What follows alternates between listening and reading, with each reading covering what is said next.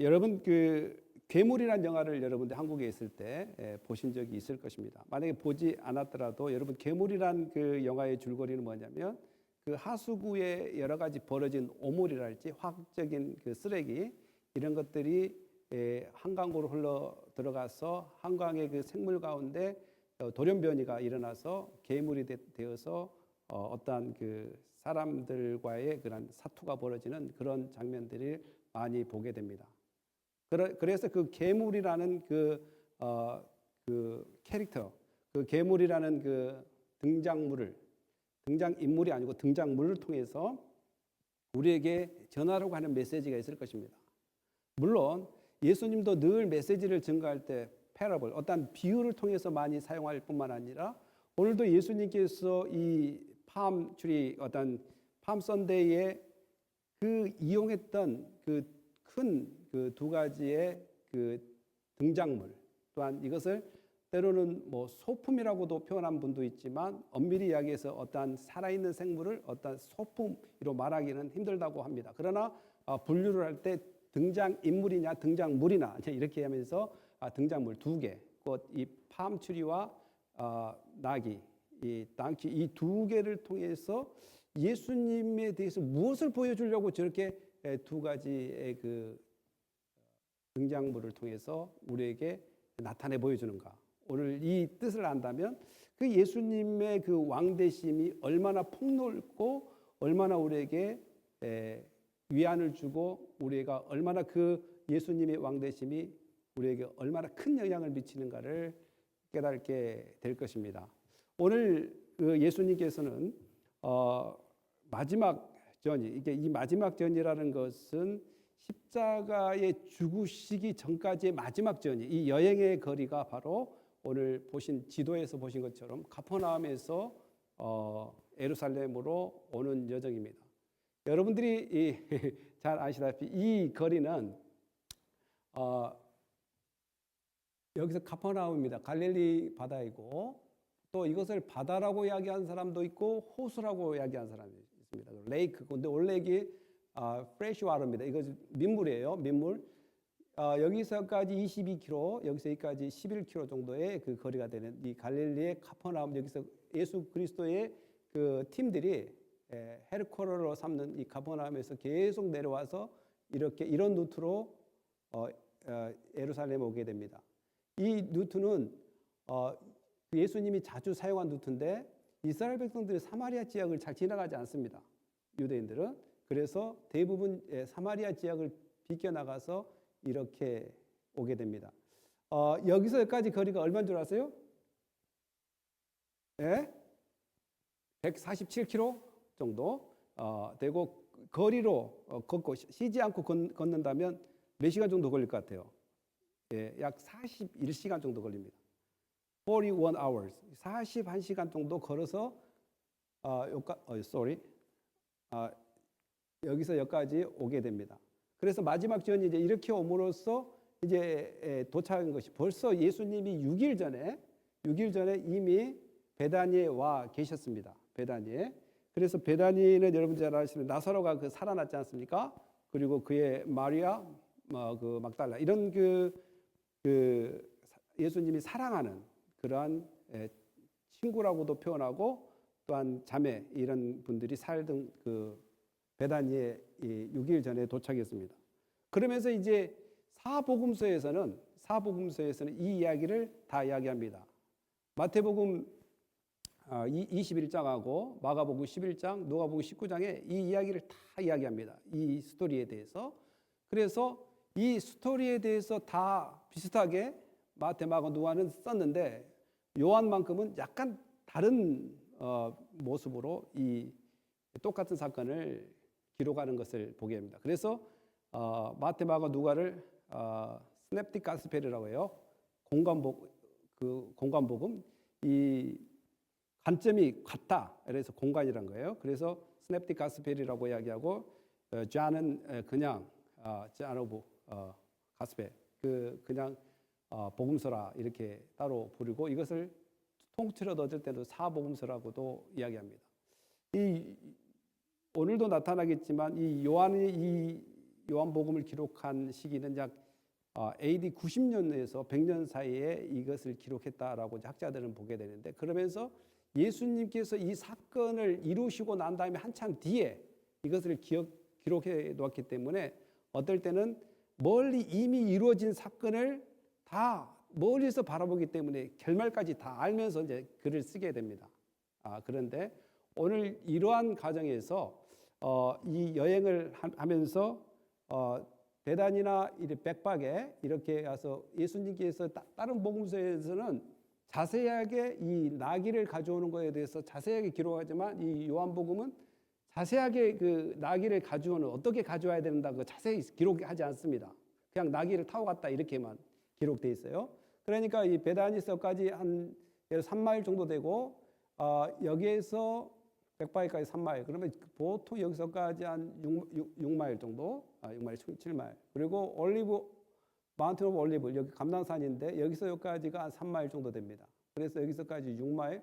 그래서 이 거리적인 측면에서 지금 예수님께서 이제 그 예루살렘으로 입성하는 그러한 이야기를 오늘 통해서 보면서 예수님께서 그 입성할 때 사용하는 대표적인 등장물이 바로 오늘 팜추리하고 이 나귀를 통해서 우리에게 어떤 메시지를 주는가라는 것에 대해서 한번 알아보겠습니다. 일단 12절 한번 읽어볼까요? 시작. 그 이튿날에는 명절에 온 큰 무리가 예수께서 예루살렘으로 오신다는 것을 듣고, 그러니까 이 명절은 이제 유월절이 되겠습니다. 유월절, 마지막 유월절에 예수님께서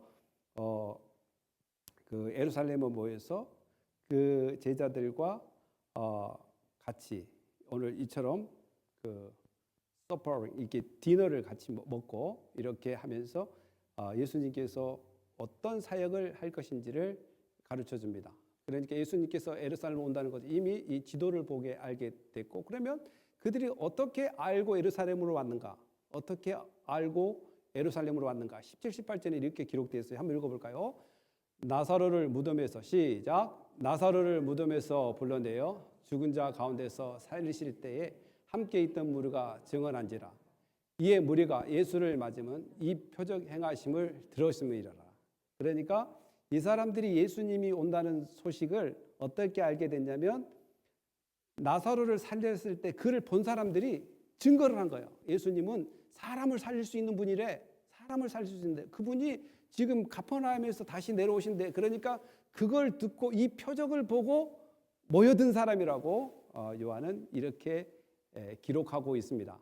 그래서 기록하면서 그들이 이제 행하는 행동이 어떤 행동인가? 우리 13절 읽어볼까요? 시작.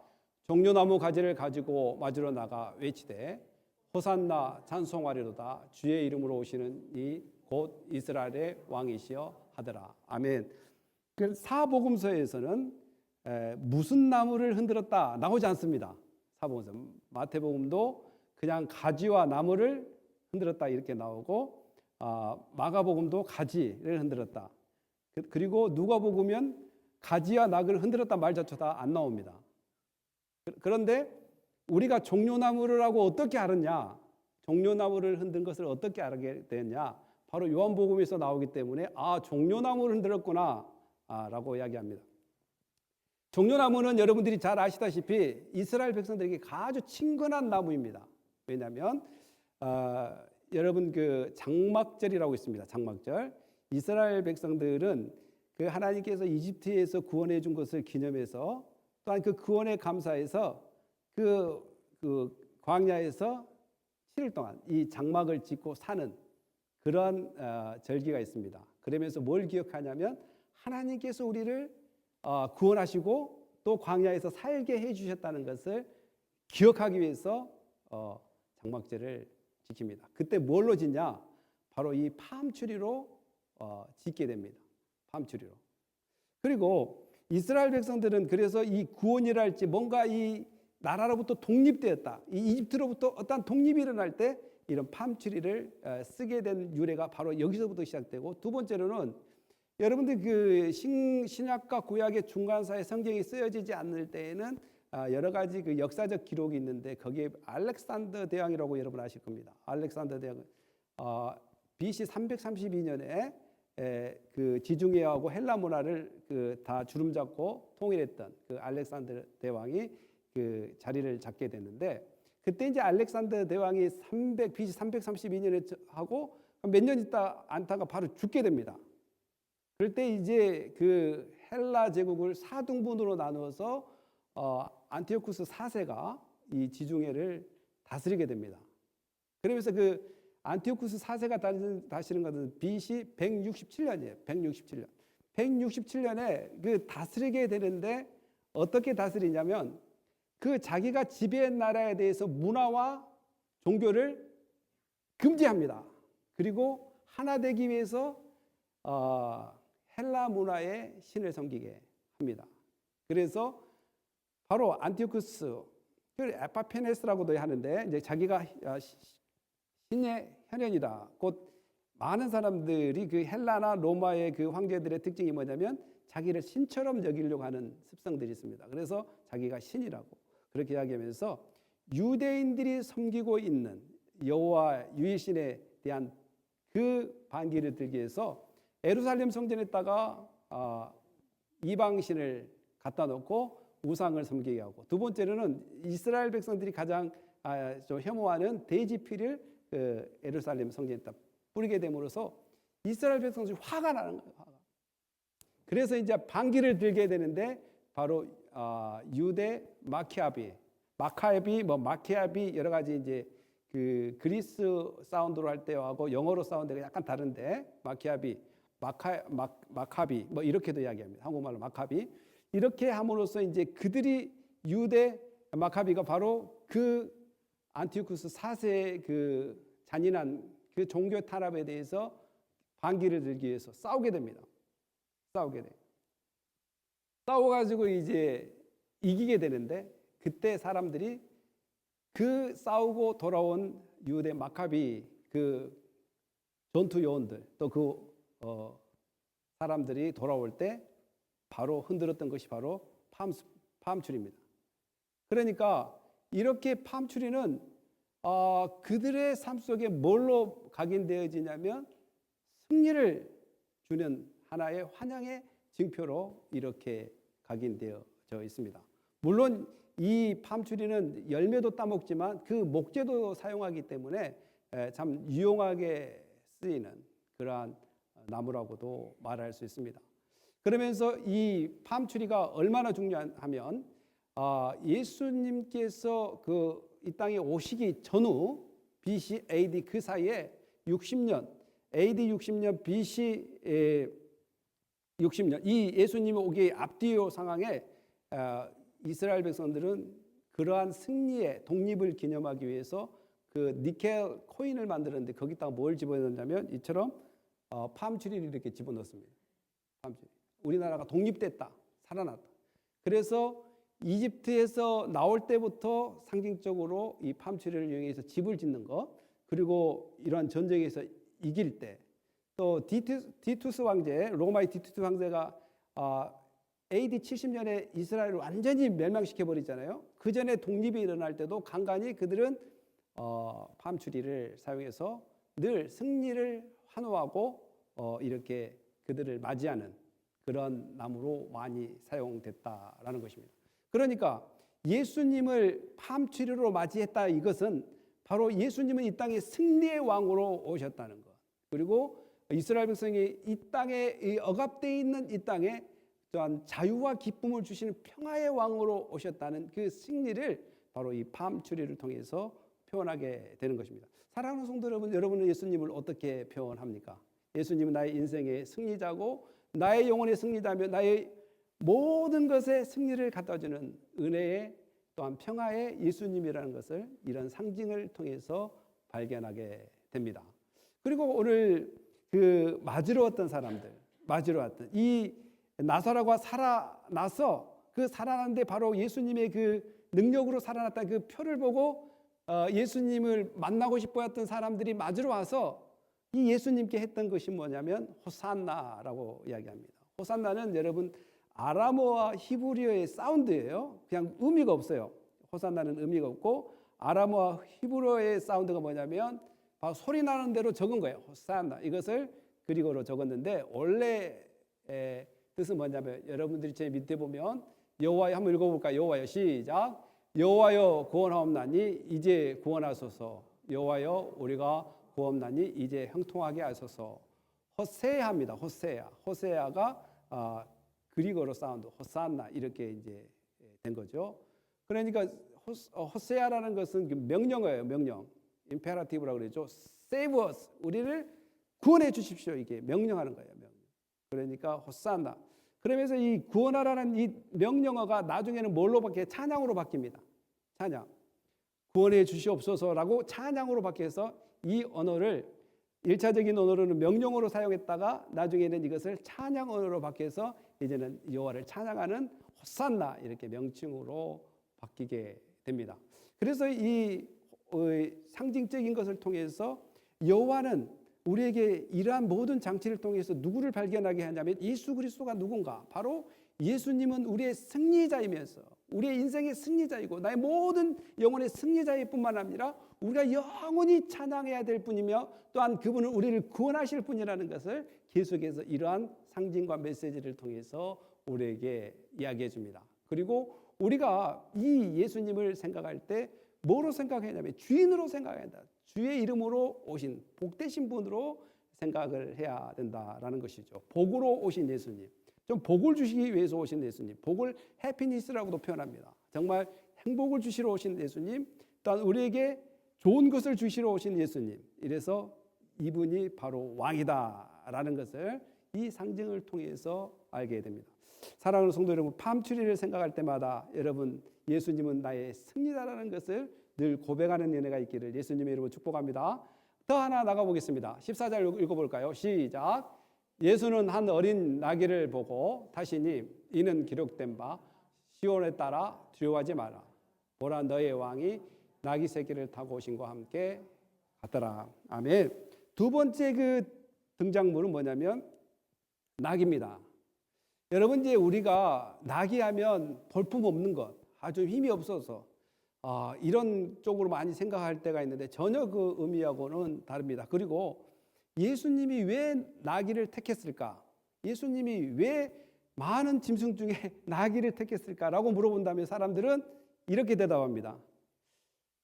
여러분들 대답은 하지 마세요. 성경에는 뭐라고 나옵니까? 시온하다 읽어볼까? 시온에 따라 시작. 시온에 따르게 이르기를 내 왕이 내게 임하나니 그는 겸손하여 나귀 곧 멍에. 근데 이 구절이 이제 문제입니다. 이 구절이 사람들이 왜 예수님이 나귀를 택했냐라고 물어본다면 겸손하여 나귀를 탔다라고 이제 이야기하는데 여러분 이 기존에 알고 있는 것을 뒤집어서 이야기하려면 상당히 시간이 많이 걸려요. 그리고 증거를 많이 대야 돼요. 그러다 보니까 뭘 자꾸 쓰게 되냐면 원어를 많이 쓰게 돼요. 왜냐하면 원어에서 어떻게 이야기했는가 중요한 거거든요. 번역본이 많이 있습니다. 잉글리시 번역본도 많이 있고. 그런데 그 성경에 영어에 제가 자주 보는 성경 ESV나 NIV나 뭐 NASB나 킹제임스 버전이나 NIV까지라도 비커스란 말이 없어요. 겸손하여 나귀를 탔다 이 말이 없어요. 여러분 영어로 한번 보세요. Say to the daughter Zion, behold, your king is come to you, humble and mounted on donkey. 이렇게 써 있단 말이에요. 거기에 뭐가 쓰냐면 because란 말이 없어요. 다 and입니다. and. 그리고 원문에도 마찬가지로 카이라는 말이 있는데 이것이 and입니다. and. 카이. 프라우스 이것이 바로 겸손이란 말이에요. 이거 탔단 말이에요. 에피 언어. 나귀를 탔다. 어떤 나귀냐? 그 남자 나귀를 탄 거고 그 나귀는 어미의 그 손자, 어미의 그 son, 아들. 그러니까 어린 나귀를 탔다. 그래서 나귀란 말이 세 번 나오는데 어떤 나귀냐? 그냥 나귀란 말을 했고 그 다음에 남자 나귀, 그 다음에 그 나귀 중에 어떤 나귀냐? 어미로부터 낳아진 새끼 나귀를 지금 탔다라고 이야기합니다. 그러니까 어디를 봐도 겸손하여 나귀를 탔다라고 원문도 없고 영어 번역 여러분들 다 한번 찾아보세요. 없어요. 그러니까 이걸 진짜 이제 여러분들 이미 아신 분들도 있을 거예요. 근데 이걸 이야기하려다 보면 이제 이렇게 계속 이야기해서 좀 시간이 많이 가고 설교 준비한 것도 힘들어. 사실 제가 겸손하여 이렇게 해놓고 이제 여러분 예수 믿는 사람은 겸손해야 됩니다. 여러분 겸손하면 여러분 복 받습니다. 막 이렇게 설교하고 싶어요, 사실은. 그런데 이것을 잘 안 보면 계속 모르고 그냥 지나가는 것이 많이 있습니다. 그래서 설교를 하는 스타일이 깊이 이렇게 연구해서 하는 것도 있고 그냥 아이디어를 딱 가지고 그냥 좋은 말, 좀 그 명언들 또 좋은 책을 읽어가지고 막 버물려서 하는 설교도 있는데 그렇다 보면 이런 깊은 원뜻을 모르고 막 넘어갈 때가 많이 있단 말이죠. 그런데 이제 예수님이 왜 나귀를 탔는가는 딱 크게 두 가지입니다. 첫째는 예수님은 스가랴 선지자가 이야기한 것을 이루기 위해서 나귀를 탄 거예요. 스가랴 선지자가 나귀를 탄다고 했기 때문에 그것을 이루기 위해서 나귀를 탄 거예요. 두 번째는 나귀를 타는 것이 힘이 없어서 겸손해서 타는 것이 아니에요. 그 당시에 나귀는 교통수단의 대표적인 거였어요. 그래서 나귀를 타고 갈 수밖에 없어요. 여러분들 한국에도 마찬가지죠. 궁궐에 들어갈 때 말을 타고 들어갑니까? 가마를 타고 들어갑니까? 뭘 타고 들어갑니까? 보통 한국의 궁궐도 왕을 만들어 갈 때 말은 밖에다 묶어놓고 걸어가든지 잘하면 가마를 타고 갑니다. 그러니까 말을 타는 것은 싸우러 갈 때나 헌팅, 사냥을 할 때나 밤 자명을 하러 가지 이 궁궐 안에서는 대부분 가마를 타거나 걸어가거나 이렇게 합니다. 마찬가지로. 왜냐하면 말은 타면 높아서 사람들이 다 걸립니다. 걸려. 그리고 그 군군들이 그래서 보통 설교를 이렇게 하면 되죠. 여러분 예수님은 겸손해서 나귀를 탑니다. 여러분 말을 타고 갈 수도 있는데 왜 나귀를 타고 가야 되는지 아십니까? 예수님은 겸손합니다. 이렇게 설교할 수 있어요. 그런데 원뜻은 그것이 아니더라는 거예요. 이제 그것을 제가 이 이미지를 통해서 이제 한번 알아보자는 거예요. 이 겸손해서 나귀를 탔는 건지, 왜 나귀를 탔는 건지. 그래 우리 그 스가랴 9장 9절 10절 한번 읽어봅시다. 시작. 시온의 딸이 크게 기뻐할지어다. 예루살렘에 따라 즐거이 부를지어다. 보라, 내 왕이 내게 임하시나니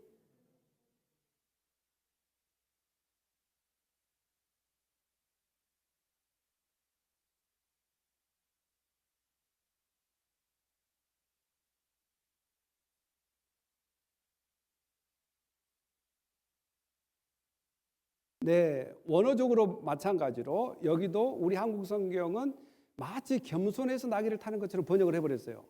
근데 영어도 읽어보세요. Is he humble and because가 아니에요. And mounted on the donkey. 떨어졌습니다. 예수님은 겸손합니다. 예수님은 나귀를 탔습니다. 이거예요, 이거. 그런데 마치 그 겸손해서 나귀를 탄 것처럼 그리고 나귀는 그냥 힘없이 그냥 서민들이나 타는 것처럼 해서 이 예수님의 왕의 그 입장, 왕으로서의 입장하는 것을 아주 이렇게 의미를 희미하게 만들어 버린다는 거죠. 그런데 여러분도 한번 보시면 영어적인 측면에서 and로 나와 있고 이제 히브리어는 왼쪽에서 오른쪽으로 읽어갑니다. 오른쪽에서 왼쪽으로 읽어가죠. 그러니까 여기서 바오라는 건데 이 바오도 마찬가지로 and입니다. and. 그러니까 후와 아니 베 로캡 이것이 뭐냐면 그는 뭡니까? 겸손하고 그리고 라이딩 탔다 이제 이 말이죠. 원어에도 마찬가지로 and로 나와 있습니다. 네. 그렇기 때문에 겸손의 나귀를 타는 것이 아니라 왜 이제 이 이야기가 중요하냐면 예수님의 그 왕권이 마치 인간적으로 겸손해서 나귀를 탄 것이 이렇게 돼버리면 예수님의 왕권의 그 진행이랄지 행진이 힘없이 보입니다. 아닙니다. 예수님은 정정당당하게 타야 될 걸 타셨고 정정당당하게 왕으로서의 입장입니다. 왕으로서. 이제 그것을 더 깊이 있게 이제 보여야 된다면 많은 그 구약의 인물들이 여러분들이 구약의 첫째 왕이 누구죠? 사울입니다. 사울이 있고 또 사울이 그 왕을 그 기름 부음 받을 때도 바로 그 나귀와 연결된 사건을 보게 됩니다. 그래서 그 왕들은 나귀와의 그 연관이 가장 깊게 있습니다. 한번 읽어볼까요? 시작. 그러고 나서 사무엘은 기름병을 가져다가 사울의 머리에 붓고 입을 맞추며 말했습니다. 여호와께서 당신에게 기름 부어 그 유업을 다시를 삼으셨소. 당신이 오늘 나를 베냐민 경계에 있는 셀사에 이르며 나엘의 무덤에 가까이에서 두 사람을 만나게 될 것이요 그들은 당신에게 당신이 찾아 나선 나귀들을 찾기 때문에 당신 아버지는 이제는 나귀 걱정은 하지 않지만 그 대신 아들을 걱정하고 있습니다라고 말할 것이요. 이 이야기는 뭐냐면 사울이 나귀를 찾으러 다니다가 누구를 만나고 사무엘을 만납니다. 사무엘이 그 만난 그 사울에게 기름을 붓습니다. 그러면서 뭐가 해결되냐면 그 나귀를 찾았다. 너희 아버지가 너를 나귀 찾으러 오라고 이야기했는데 걱정하지 마. 나귀를 찾았다. 그리고 이제 나귀 찾는 것이 아니라 너가 걱정된다는 거예요. 그 사울 아버지가. 이것이 이제 내레토비 이야기 속에가 숨겨 있는 의미들이 다 있습니다. 그래서 왕으로서의 그 나귀는 정말 왕들하고 가까이 이렇게 대표적으로 연결되어 있는 것을 보게 되고 그러면 여기서 더 나가서 그럼 솔로몬도 왕이 됐는데 솔로몬도 한번 읽어볼까요? 시작. 왕이 그들에게 이르되 너희는 너희 주의 신하들을 데리고 내 아들 솔로몬을 내 노새에 태우고 기온으로 인도하여 내려가고 거기서 제사장 사독과 선지자 나단은 그에게 기름을 부어 이스라엘 왕으로 삼고 너희는 뿔나팔을 불며 솔로몬 왕은 만세수를 하옵소서 하고 아멘. 자, 솔로몬도 왕의 기름 부을 때 뭘 탔어요? 노새를 탔어요. 노새의 오리지널 씨가 뭐예요? 노새의 오리지널 씨가 뭐예요? 예, 낙입니다. 낙. 이게 말의 여자 말, female horse하고 또 낙이, male 낙이하고 접붙여서 난 거죠. 노새라고 하는데 오리지널 씨는 낙입니다. 낙이를 타고 갔단 말이에요. 그러니까 허들에 힘이 없어서 겸손하게 탄 것이 아니라 왕으로서 이스라엘 백성들은 그걸 타고 갔습니다. 타고 가요. 왕권을 가지고 가는 거예요. 왕권을. 그리고 그러면 여러분들이 또 우리가 데이빗은 어떨까? 한번 읽어보겠습니다. 한번 읽어볼까요? 제자들은 시작.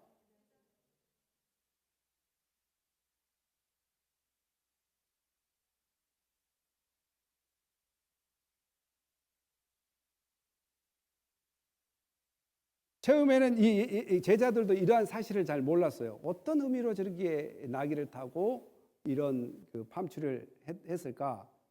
대해서 예수님에 대해서 잘 몰랐다는 거죠. 이런 특징들을. 그러면 이제 다윗은 여러분들 사무엘하 16장 1절 2절을 보면 여러분들 메모했다가 집에 가서 읽어보세요. 마찬가지로 사무엘하 16장 1절로 2절, 16장 1절로 2절을 보면 어떻게 되어 있냐면 그 압살롬이 다윗의 아버지 다윗에게 반항을 하게 되는데 그 다윗 왕이 도망을 다닐 때 누가 도와주냐면 무비보셋이라는 그 사울의 손자의 종인 시바가 도와주는데 시바가 뭘 가져왔냐면 나귀를 가져와서 왕에게 바칩니다. 왕의 가족들이 이 나귀를 타고 여행을 하십시오라고 이렇게 이야기합니다. 그러니까 모든 이 왕들이 나귀를 잘 사용했습니다. 겸손해서 그걸 사용했다라고 이야기하지 않습니다. 그러니까 이 나귀를 탔다는 것은 이스라엘 백성들이 교통수단이고 여러분들이 잘 생각해 보세요. 그러면 겸손하지 않는 사람은 나귀를 타지 않는 사람은 겸손하지 않는 걸까요? 여러분 지금이야 운송수단이 벤츠도 있고 BMW도 있고 뭐 캠리도 있고 여러 가지가 있지만 그때 그 교통수단은 딱 두 개입니다. 세 개. 말, 소, 당나귀, 나귀. 이 세 가지 있는데 보통 뭘 타고 다니냐면 당나귀를 타고 다닙니다. 나귀를 타고 다니겠단 말입니다. 그러면 나귀가 그 교통수단이 대부분 나귀를 타고 다니는데 거기에 뭐 BMW나 벤츠가 있어가지고 나는 벤츠를 탈 거야. 그러면 저 사람 벤츠를 탈 만한데 좀 싼 여러분들 뭐 도요타에서 제일 싼 거 뭐죠?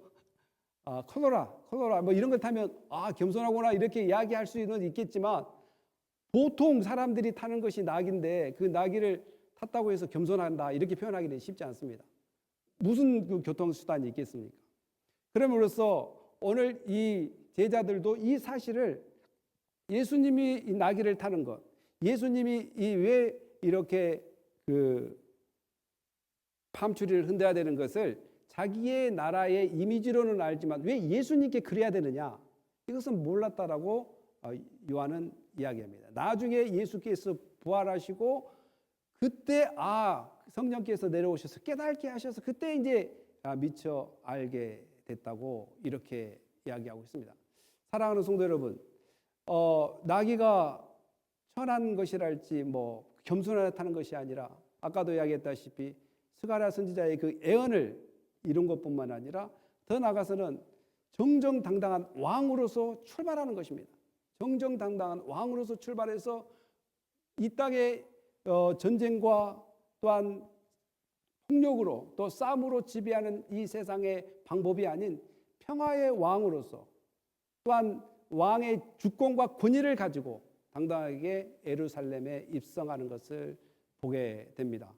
사랑하는 성도 여러분, 그 사람들은 아까도 이야기했다시피 다 나사로를 살린 표적을 보고 왔다고 이야기합니다. 그리고 더 나아가서는 바리새인들은 예수 그리스도를 죽이려고 할 뿐만 아니라 예수님이 살린 나사로까지 죽이려고 할 때 이러한 모든 군중이 정말 이스라엘 백성들이 친근하게 생각한 팜추리랄지 이러한 나귀를 동원해서 정말 승리의 왕이고 정말 당당한 권세와 능력 있는 왕으로 들어가는 것을 보면서 스스로 바리새인들이 서로 말하되 볼지어다 너희 하는 일이 쓸데없다 보라 온 세상이 그를 따르는도다 하니라 라고 역설적으로 이렇게 이야기하는 것을 봅니다. 서로가 서로 이야기합니다. 자기들은 끝끝내 예수를 방해하려고 했지만 결국 예수님은 온 세상이 따르는 그런 왕으로서의 풍채를 가지고 입장하는 것을 보게 됩니다.